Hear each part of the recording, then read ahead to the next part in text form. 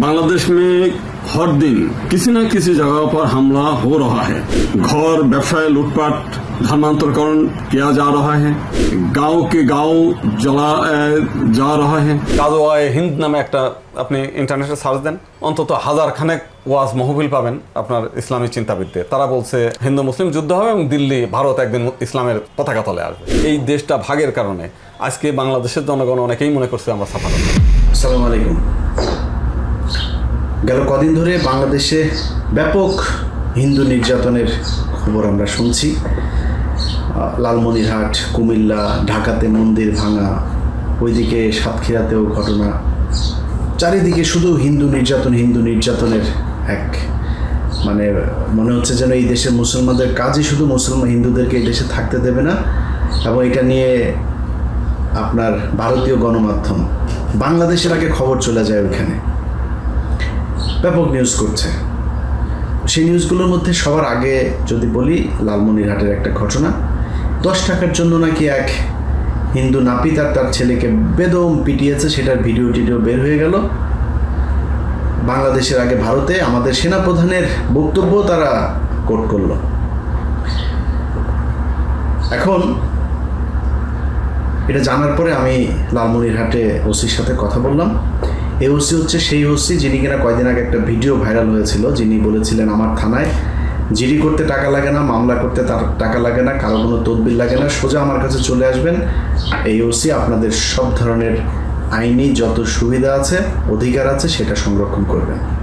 এই সেই ওসি, খুব ভালো একজন মানুষ। তা আমি ফোন দিলাম, স্যার কী অবস্থা স্যার, এখানে কি হয়েছে? আমার বললো যে ভাই এই ঘটনা, এইটাকে তো আসলে বিবিসি এবং আরও 2-1টা পত্রিকা এগুলো করে তারপরে এটাকে অন্য রং দেওয়ার চেষ্টা করছে। মূল ঘটনা এটা। আমরা ওইখানে গিয়ে অনেক হিন্দুদের সাথেও কথা বলেছি, পাশের যে দোকানদার আছে তারা যেটা বললো যে এই ঘটনাটা আসলে এরকম 10 টাকা নিয়ে কোনো বিষয় না। বিষয় হচ্ছে এই ব্যক্তি, তার এখানে কেউ চুল কাটতে গেলেই তারা প্রথম প্রশ্ন করতো, তুমি কি ইসলাম ধর্ম করো, প্র্যাকটিস করো, তোমাদের নবীর নাম কি বলতে পারবা, নবী কয়টা বিয়ে করেছে বলতে পারবা, তার একদম ছোট স্ত্রীর বয়স কত সেটা বলতে পারবা। এই কোশ্চেন করে তাকে বিব্রত করা এবং নানানভাবে মানুষের কান ভারী করার জন্য সে এবং তার ছেলে দুজন মিলে এটা করে। সবশেষ একটা ছেলে সেইটা তার কাছে গিয়েছে এবং সে বারবার বলছে যে দেখেন ভাই, আপনার সাথে আমি ধর্মীয় কোনো আলাপ করতে চাই না, আপনি চুল কাটেন, কাটা শেষ হলে আমি চলে যাব। তারপরেও সে খুঁচিয়ে তার সাথে এগুলো করেছে। সবশেষ সে ওটা নিয়ে প্রতিবাদ করেছে এবং আশপাশের লোকজন এসে জড়ো হওয়ার পরে জানাজানি হওয়ার পরে সবাই মিলে তাকে পিটিয়েছে। পিটানোর পরে পুলিশ এসছে, পুলিশ আসার পরে একজন বাদী হয়ে মামলা করেছে, তাকে অ্যারেস্ট করেছে। এরপর থেকে ভারতীয় নাম্বার থেকে বাংলাদেশের একটা গোয়েন্দা সংস্থা ডিজিএফআই পরিচয় দিয়ে তাকে হুমকি দেওয়া হয়েছে। তারপরে বিভিন্ন নামে বেনামে বিভিন্ন জায়গা থেকে হুমকি দেওয়া হয়েছে এবং বাদীকেও একইভাবে অনেক জায়গা থেকে হুমকি দেওয়া হয়েছে। বিশেষ করে ইসকনের পরিচয় দিয়ে বিভিন্ন জায়গা থেকে, দেশের বাইরে থেকে হুমকিগুলো দেওয়া হয়েছে এবং ভারতীয় টেলিফোন নাম্বার ব্যবহার করে। তো এগুলির পরে আমার যখন বললাম, আমি বাংলা এডিশনের টিম পাঠালাম, পাঠিয়ে আশপাশের লোকজনের সবার বক্তব্য নিলাম। বক্তব্য নেওয়ার পরে দেখি হ্যাঁ, ঘটনা তো এটাই সত্যি, এরকমই হচ্ছে। তো গেল ওইটা। এর মাঝখানে কিন্তু এই ঘটনা সারা ভারতে ছড়িয়ে গেল, ওয়ার্ল্ডের বিভিন্ন জায়গায়, বাংলাদেশে নিউ ইয়র্কের মতো জায়গায় এখানেও হিন্দুরা মিটিং মিছিল করে বাংলাদেশে হিন্দু নির্যাতন হচ্ছে, তাদেরকে ছাড়াইতে হবে। পরের ঘটনা হচ্ছে ঢাকাতে মন্দির একটা ভেঙে ফেললো ইউনূস সরকার, কত ভয়ঙ্কর ব্যাপার। এবং বেছে মন্দিরটাই ভাঙলো। একজনের বক্তব্য আপনারা তো শুনেছেন, এই যে গোবিন্দ প্রামাণিক, বক্তব্যটা একটু শোনেন। बांग्लादेश में हर दिन किसी न किसी जगह पर हमला हो रहा है। जमीनों पर कब्जा, लड़कियों का अपहरण, बलात्कार, झूठ धर्म का अपमान करने बयाने गांव के गांव जला जा रहा है। घर व्यवसाय लूटपाट धर्मांतरकरण किया जा रहा है।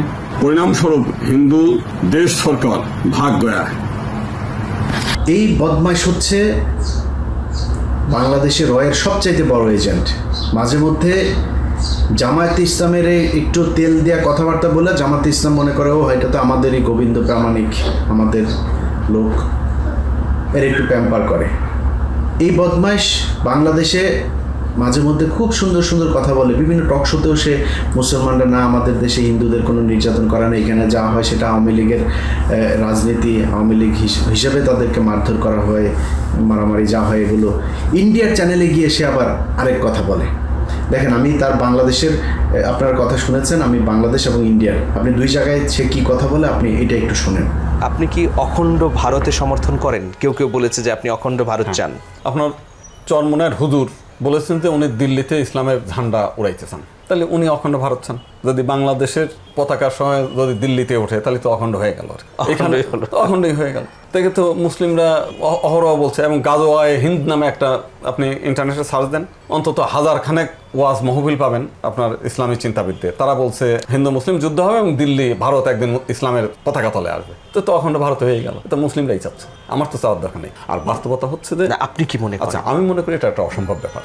সম্ভব না বলতে গেলে যে রক্তক্ষয়ী সংঘর্ষের মধ্য দিয়ে 47 সালে দেশ ভাগ হয়ে গেছে, যারা ক্ষমতার আস্বাদ পেয়েছে, চেয়ারের আস্বাদ, এরা তো কোনো মতে এই জিনিসটা আর এই না। যদিও বাংলাদেশের বহু মুসলিমরা আমরা যখন বেনাপোল বর্ডার দিয়ে যাই, অনেকেই গালাগালি করতে দেখেছি যে কেন এই বর্ডারে আমাদের হেনস্থা, আমাদের সেই নিজামুদ্দিন চিশতির এটা হচ্ছে দিল্লিতে, আমরা সেখানে যেতে পারি না, আমরা আমাদের খাজা বাবার ওখানে যেতে চাই, আমরা সেখানে যেতে পারি না, আমরা ইন্ডিয়ার থেকে এই দেশে গরু জবাই করবো এসির দিকে, সেটা আমরা ভারতে একটা গরুর দাম 10,000 টাকা, সেটা আমাদের এখানে 1.5 লাখ টাকায় কিনতে হয়। ভারতে 1 কেজি আঙুরের দাম হয়তো 50 টাকা, সেটা আমাকে 150 টাকায় কিনতে হয়। ভারতে একটা চকলেটের দাম হচ্ছে 5 টাকা, সেটা আমাকে 20 টাকা দিয়ে কিনতে হয়। অর্থাৎ ভারত শুধুমাত্র আমাদের কাছে শুধু আমরা তো কিনতে বাধ্য হচ্ছি। ভারতে পেঁয়াজের দাম 10 টাকা, আমরা এখানে 120 টাকা কিনছি আর কি। তাহলে এই দেশটা ভাগের কারণে আজকে বাংলাদেশের জনগণ অনেকেই মনে করছে আমরা সাফারার। এগুলো নিয়ে আমরা বিভিন্ন সময় কথা বলা দেখেছি, এবং আমাদের অ্যাডভোকেট জলিল নামে একজন ভদ্রলোক আছেন আমাদের জজ কোর্টে, তো সারাক্ষণ এইটাই বলে যে আমাদের কোন লাভটা হয়েছে। এই বদমাইশ 2 রকমের রোল প্লে করে তারপর বাংলাদেশি মুসলমানদের কাছেও ভালো থাকে, আবার ওইখানে হিন্দুদেরকেও সে নানানভাবে উত্তেজিত করার চেষ্টা করে। তো বাংলাদেশের একজন হিন্দু মহাজোটের মতো একটা সংগঠনের লোক যখন এই কথা বলে, তখন তো ভারতের হিন্দুরা তো মনে করে এই বাংলাদেশে বিশাল আকারে হিন্দু নির্যাতন হচ্ছে। বাস্তবে কি হচ্ছে সেটা বাংলাদেশের হিন্দুদের কাছে জিজ্ঞেস করলাম, এই উত্তর আপনারাই দিয়েন। যদি ধর্মীয় কারণে, আপনাদেরকে আমি বলে রাখলাম, বাংলাদেশের ধর্মীয় কারণে একজন মানুষ শুধু হিন্দু হবার কারণে যদি মনে করেন যে আমার কোনো মুসলমান গিয়ে আপনাকে মারধর করেছে, এবার তুই হিন্দু কেন এই কথা বলে মারধর শুরু করেছে, আমি ইলিয়াস বললাম আমি আপনার জন্য জীবন দিতে প্রস্তুত। আমার একটু জানায় এটা, আপনারা হিন্দুরা যদি এখন জমি জায়গা নিয়ে সমস্যা, আমি ইলিয়াস হুসাইন আছে না, আমার বাবা আমার 2 ভাইয়ের জীবন বাঁচানোর জন্য চুয়াডাঙ্গা থেকে জমি জায়গা বিক্রি করে তারপরে এক রাতের মধ্যে বাড়ি বিক্রি করে দিয়েছে, বিশাল বড় বাড়ি। সেই বাড়ি এখন কোটি টাকার কাছাকাছি, সেই বাড়ির মাত্র 3 লাখ টাকায় আমার বাপ বিক্রি করে দিয়ে এসছে। কেন জানেন? কারণ পার্শ্ববর্তী যারা ছিল তারা ধাক্কাধাক্কি, ওই আমার বাড়ির ধরেন বাড়ি একবারে আরেক পারে খালি জায়গা, সেখানে এসে তারা বাথরুম বানায়। আমার বাবা গাছ লাগানো, তো সবশেষ আমার বাবা এই গাছ লাগাতে যাওয়ার পরে গ্যাঞ্জাম হয়।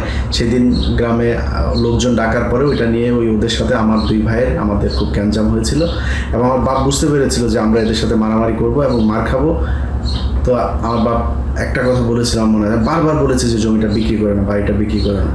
আমার বাবা একটা কথা বলেছে, আমি তোদের আমার জমি রক্ষা করার জন্য আমি তোদের পড়াশোনা করাইনি, এর চেয়ে তার অনেক কিছু আসবে, এই জমি রক্ষা করার জন্য তোদের জীবন যাক, এটা আমি চাই না। নিয়ে এসছে আমাদেরকে সেখান থেকে চুয়াডাঙ্গায়। আমরা খুব ভালোভাবে সেখান থেকে যে মানুষ কান্না করেছে, সারা গ্রামের মানুষ কান্না করেছে, যারা আমাদের বাড়ি নিয়ে করেছে তারাও আমার বাবা আমার পায়ে ধরে কান্না করেছে, আমার চোখের সামনে।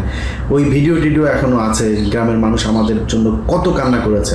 ওই গ্রামে গিয়ে আমার বাবার নামে কোনো কারোর কাছ থেকে যা শুনতে পারবেন না যে আমার বাবা কোনোদিন একটা চার দোকানে গিয়ে কোনোদিন চা খেয়েছে, তার কোনো শত্রু মানে একদম বোবার মতো সে ছিল ওই গ্রামে। আমরা সেখান থেকে চলে এসেছি, এখন সেই গ্রামে বলে দিয়েছে সবাইকে যে আমার এই গ্রাম থেকে যেন আর কারোর এইভাবে যেন এই মানে অত্যাচারিত হয়ে গ্রাম ছাড়তে না হয়। এটা যদি কারো ছাড়ে আমি যেই হোক তার পক্ষে যায় দাঁড়াবো। মাঝখানে একটা ঘটনা ঘটেছে, সেটা সলভ করেছে, যাই হোক, মানে ওইটা আলোচনা না। তো আমি মুসলমান না, আমি তো মুসলমান, আমার বাবা নির্যাতিত হয় নাই, আমি নির্যাতিত হই নাই, আমার বাড়িঘর ছাড়তে হয় নাই, আমি দেশ ছাড়তে হয় নাই। এখন আমি কি বলবো, আমি কার কাছে বিচার দেবো, আমি কি লঘু? এখন আপনি তো কিছু হইলেই আপনি সংখ্যালঘু, আমি কি লোক, আমার তো এরকম নির্যাতন। শেখ হাসিনা 45 মিনিটের মাথায় করে চলে গিয়েছে, তো সে তো হিন্দু না, তাই না? তার বাপ হিন্দু ছিল। দেবদাস চক্রবর্তীর মেয়েরে তো আমরা এখন মুসলমান হিসেবে জানি। তার গ্রাম দেশ ছাড়তে হয়নি। আওয়ামী লীগের হাজার হাজার লক্ষ লক্ষ মানুষকে দেশ ছাড়তে হয়নি, পালিয়ে গিয়েছে তো তারা। এখন আপনার যারা আওয়ামী লীগ করতেন 15 বছরে যা যা করলেন, এখন আপনারই কিছু বললে আপনি সংখ্যালঘু সম্প্রদায়। এই যে গত 15 বছরে সব থানার ওসি আপনারা, এসপি আপনারা, ডিসি আপনারা, মাদ্রাসার প্রিন্সিপাল আপনারা, মাদ্রাসা শিক্ষা বোর্ডের চেয়ারম্যান আপনারা, এত মেধা আপনাদের এই গত 15 বছরে হঠাৎ করে হয়ে গেল। সব জায়গায় আপনারা হয়ে গেল, মুসলমানের কোনো খাওয়াই নেই। এই মেধা আপনাদের গত 15 বছর কই ছিল, এখন কই সেই মেধা? সবখানে আপনারা, এখন তো নাই।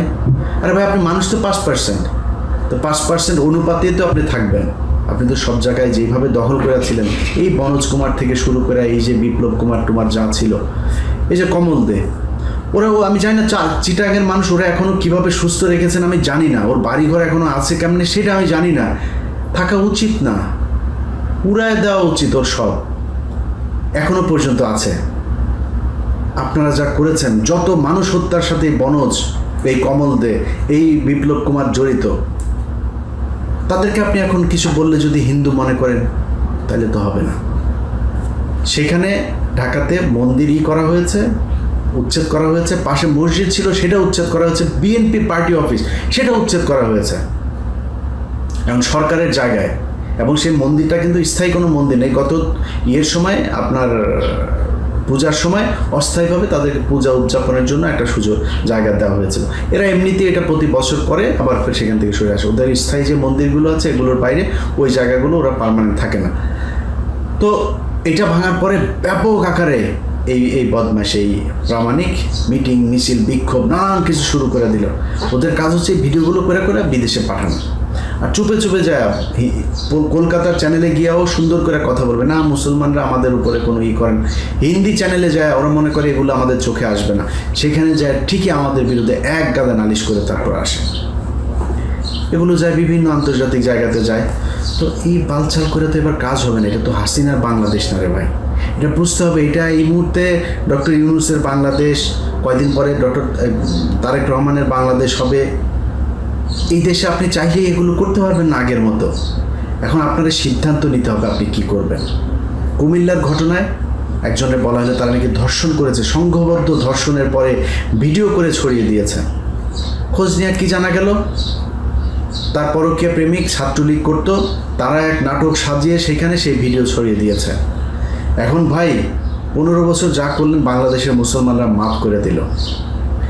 15 বছর জ্বালানোর পরে এখনও আপনি জ্বালাবেন আর মাফ করে দেবে কিছু বললেই মব। বাংলাদেশের মানুষের কাছে অনুরোধ থাকলো, আর এক জায়গায় যদি হিন্দুদের এই ধরনের অপতৎপরতা চলতে থাকে, যেখানে হবে সেখানে প্রতিহত করবেন।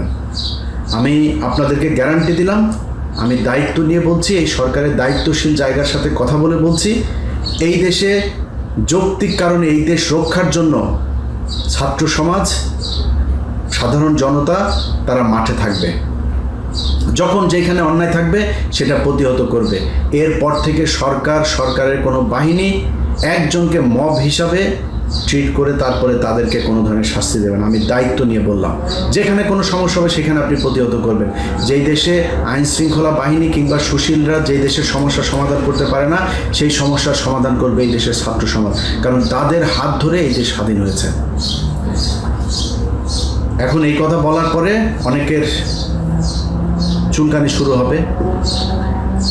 আমরা তো অসহিষ্ণু কেন, অসহনশীল কেন, আমরা মুসলমানরাই কেন আমাদের কিছু বললে আমরা সেটারে নিয়ে আপনার শুরু করে দিই, আমাদের কেন এত সমস্যা হয়, আমাদের ধর্ম নিয়ে আমরা কেন সমালোচনা সহ্য করি না। ধর্ম নিয়ে সমালোচনা সহ্য করে কে সেটা আমাদের একটা দেখান তো, এই ধর্মের মানুষজন করে। তসলিমা নাসরিন ভারতে যায়, তারপরে প্রতিদিন ফেসবুক তার যদি ঢুকেন তার কাজই হচ্ছে মুসলমানদেরকে নিয়ে। অমুক দাড়িওয়ালা টুপিওয়ালা দেখেছে রাস্তার মধ্যে একজন, ব্যাস এটা জামাত শিবির, এই যে হুজুর, হ্যাঁ হয়ে গেছে। ও যদি রবীন্দ্রনাথের সময় বেঁচে থাকতো, এই যে রবীন্দ্রনাথ এই যে সোনাগাজীর পল্লীতে গিয়ে পড়ে থাকতো না মদ খেয়ে, দারু টারু খেয়ে, ও যদি ওই সময় থাকতো, রবীন্দ্রনাথের দাড়ি, ও দেখা মনে করতো জামাতের সোনাগাজী পল্লীর এই আমির বোধহয়, এটা ও লিখে ফেলতো যে সোনাগাজী পল্লীর আমির রবীন্দ্র এই যে ওইখানে পড়ে আছে। চিনেও না, জানো না, শুধু দাড়ি, মুখে দাড়ি দেখেছে, ওর চুলকানি শুরু হয়ে গেছে।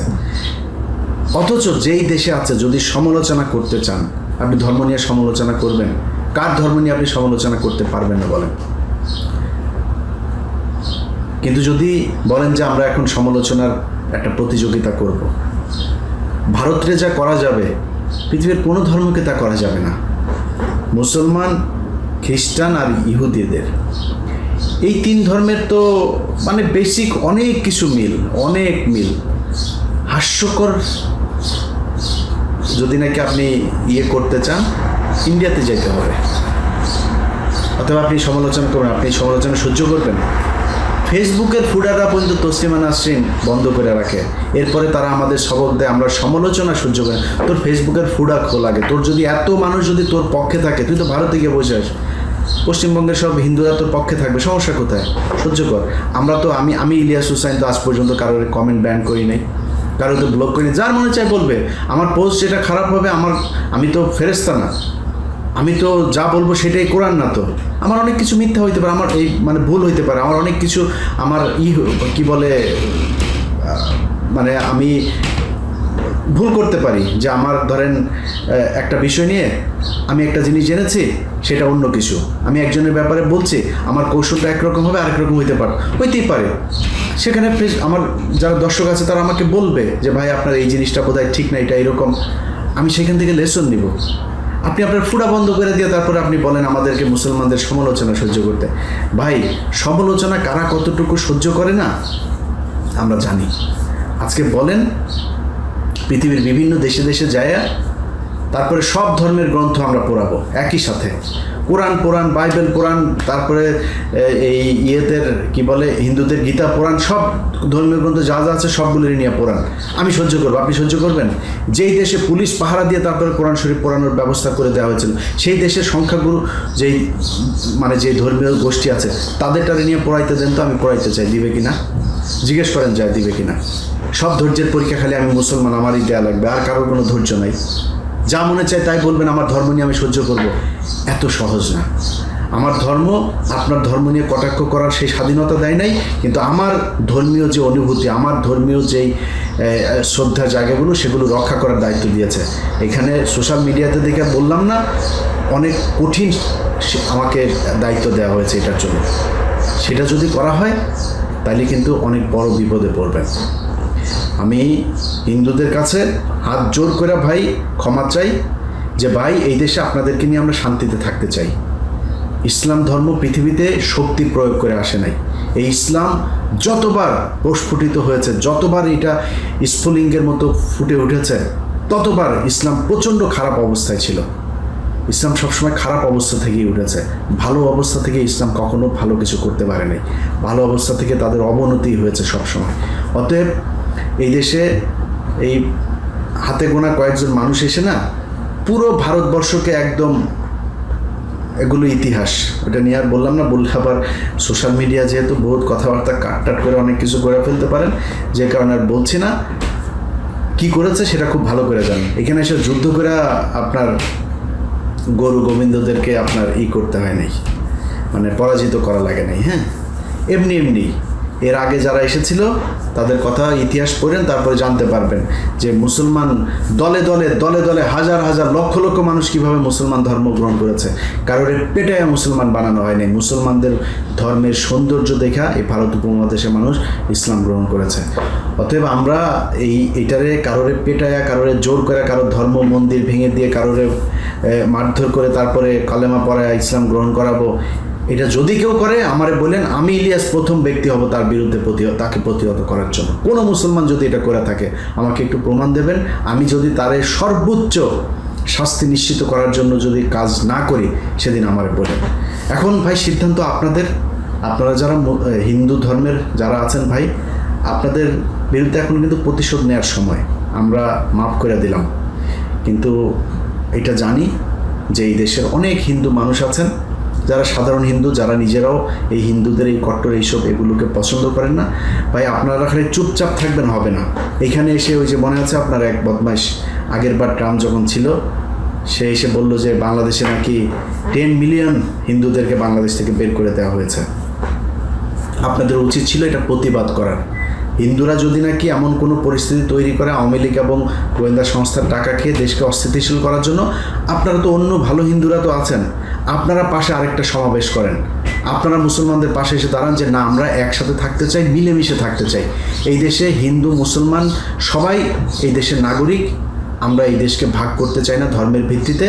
এবং আমি আমার ব্যক্তিগতভাবে যদি বলেন, আমি হিন্দুদেরকে যদি নাকি মনে করেন তার যদি মেধা থাকে, এখনও সে যদি মনে করে যে আমার মেধা আছে, সে যদি মাদ্রাসা শিক্ষা বোর্ডের চেয়ারম্যান হইতে চায় বানান, আমার কোনো সমস্যা নেই। কিন্তু গত 15 বছরে যেই প্রক্রিয়া হয়েছে সেই প্রক্রিয়া না, মেধার ভিত্তিতেই আপনাকে আসতে হবে। হিন্দু ভাইদেরকে একটা জিনিস বলি ভাই, অতি উৎসাহী হয়েন না। আপনারা এত মানে ছিঁড়ার লোক হয়ে যান এখন পর্যন্ত। আপনি জ্ঞান বিজ্ঞানের মুসলমানদেরকে, ইন্ডিয়ান এই গরুর চোনা খাওয়া লোকজন আমাদেরকে জ্ঞান বিজ্ঞানেরই শেখায়। এই জ্ঞান বিজ্ঞানের এই পৃথিবীর ভেতরে এই পর্যন্ত দেখা এই মনে কর আজ থেকে 400-500 বছরের পেছনে যা। ইবনে সিনাকে চিনিস? ইবনে সিনাকে শ্রী ইবনে সিনা চক্রবর্তী, আল জাবেররে চিনিস?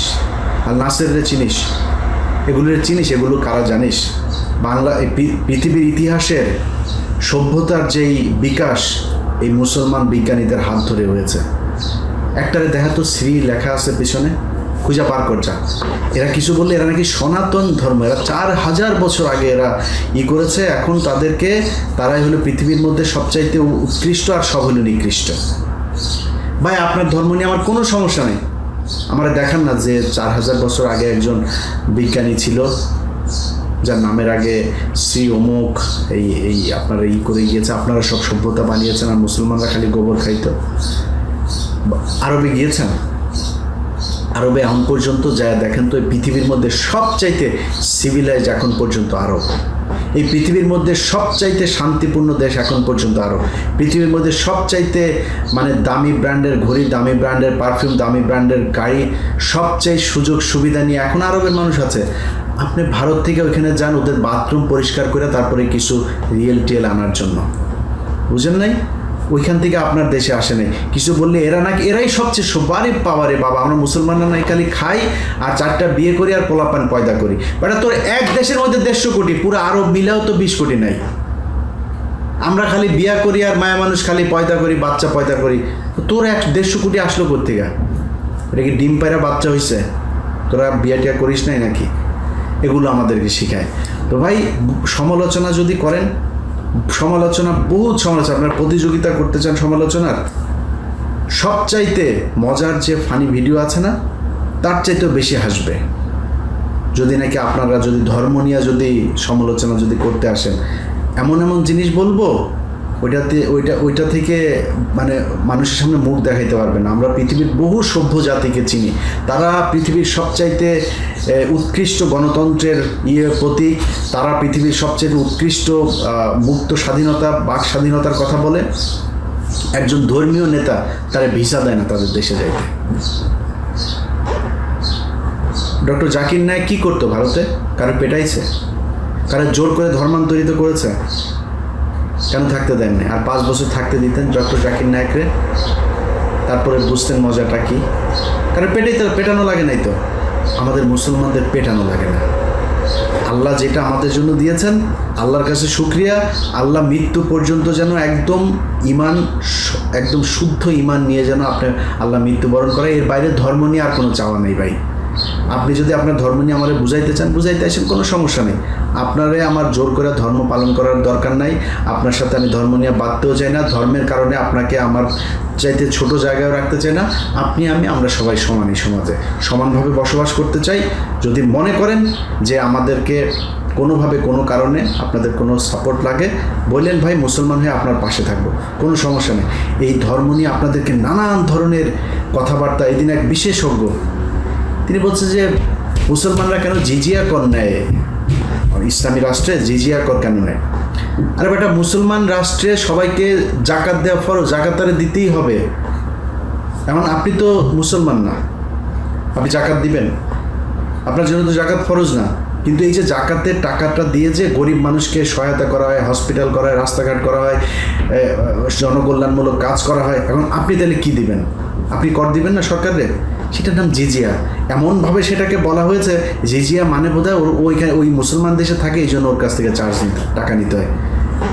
পুরো মিডিল ইস্টের লক্ষ লক্ষ হিন্দুরা থাকে, কারণ কোনোদিন জোর করে বলছে যে তুই মুসলমান হ? বলেছে কোনোদিন?